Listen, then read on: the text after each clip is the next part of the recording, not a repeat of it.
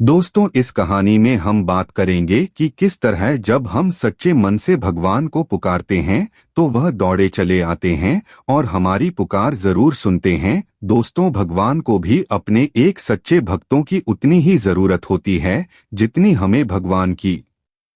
तो आज मैं आपको बताऊंगी कि अगर आपके जीवन में किसी चीज का अभाव है तो उसकी जगह भगवान का भाव प्रकट करके आप जीवन से उसकी कमी दूर कर सकते हैं और आपकी परेशानी बहुत जल्दी माफ हो जाएगी। तो दोस्तों, आज हम बात करते हैं कि किस तरह बरसाना गांव में एक सेठ की पुत्री बनकर खुद राधा रानी आई।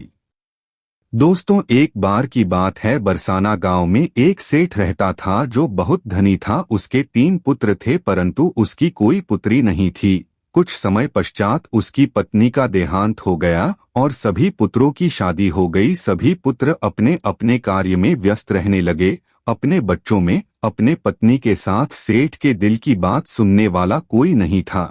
सेठ को शुरू से ही इस बात का बहुत दुख था कि उसकी कोई पुत्री नहीं है, लेकिन अब उसकी पत्नी की मृत्यु के बाद उसको यह दुख और सताने लगा और वह इस बात को लेकर परेशान रहने लगा कि उसकी कोई पुत्री नहीं है। एक दिन एक महान पंडित उसके घर पर आए और उसे दुखी देखकर उसने पूछा कि तुम्हें किस बात की परेशानी है, तुम क्यों दुखी हो। तो उसने अपना दुख का कारण पंडित को बताया कि कोई मेरी पुत्री नहीं है, इस वजह से मुझे अपने जीवन में यह अभाव रहता है कि मेरी कोई पुत्री क्यों नहीं है। तो वह पंडित उसको कहता है, लोग, यह भी कोई परेशानी की बात है, तुम राधा रानी को अपनी बेटी मान लो।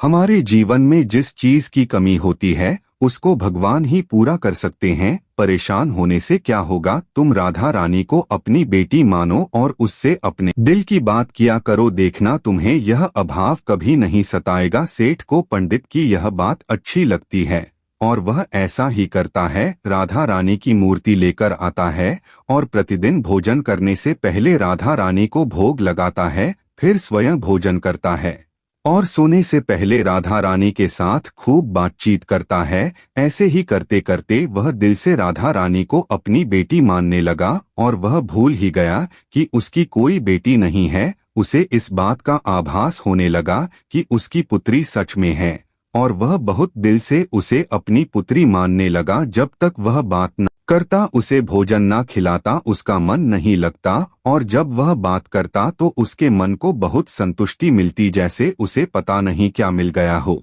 तो दोस्तों, एक दिन सेठ के घर पर एक चूड़ी बेचने वाली मनहारण आती थी और वह उसकी बहुओं को चूड़ियां पहना कर जाती थी। एक दिन वह चूड़ी बेचने घर पर आई और उसने सेठ के बेटे की तीनों बहुओं को चूड़ी पहनाई। उसके साथ जब सेठ की बहुएं चूड़ी पहनकर चली गई तो उसके सामने एक हो और कन्या आई और उसने कहा कि मुझे भी चूड़ियां पहन दो। चूड़ी वाली ने सोचा कि शायद सेठ के घर पर कोई मेहमान आई है, उसने उसको भी चूड़ी पहना दी। उसके बाद वह चूड़ी वाली सेठ से पैसे मांगने सेठ की दुकान पर पहुंची और बोली कि चूड़ी के पैसे दे दो, और उसने पहले से अधिक पैसे मांगे तो सेठ ने कहा कि तुमने चूड़ी का दाम बढ़ा दिया है क्या।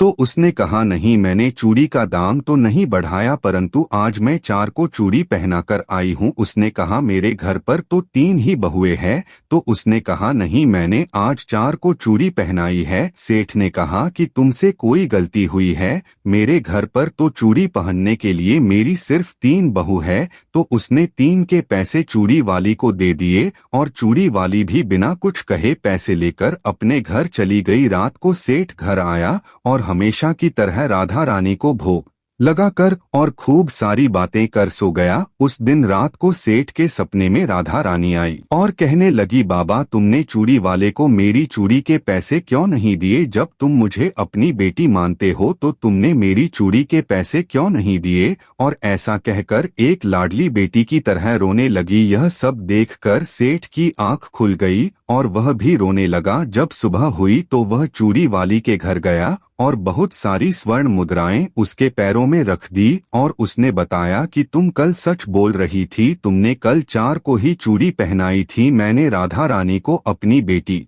माना है तुम बहुत भाग्यशाली हो जिसको राधा रानी के दर्शन हुए हैं। मैं इतने दिनों से उनके दर्शन को तड़प रहा हूँ और तुमने एक बार में ही उनके दर्शन कर लिए। यह बोलकर रोने लगा और बोला कि तुम्हें चूड़ी का जो भी दाम चाहिए मुझसे मांग लो। यह सुनकर मनहारण के आंखों में भी आंसू आ गए और उसने मन में सोचा, जब मुझे खुद राधा रानी के ही दर्शन हो गए हैं तो इससे ज्यादा मुझे और क्या चाहिए। और उसने सेठ के सामने हाथ जोड़कर कहा कि तुम्हारी वजह से मुझे राधा रानी के दर्शन हुए हैं, जिससे मेरा यह जीवन सफल हो गया, मुझे कुछ नहीं चाहिए। तो दोस्तों, देखा कि जब हम भगवान को दिल से पुकारते हैं, उनकी पूजा अर्चना करते हैं, तो वह कैसे हमारे पास दौड़े चले आते। आशा करती हूँ आपको यह कहानी बहुत अच्छी लगी होगी और आप भी अगर किसी वस्तु को लेकर परेशान हैं तो भगवान से प्रार्थना कर सकते हैं, वह आपकी प्रार्थना जरूर सुनेगा।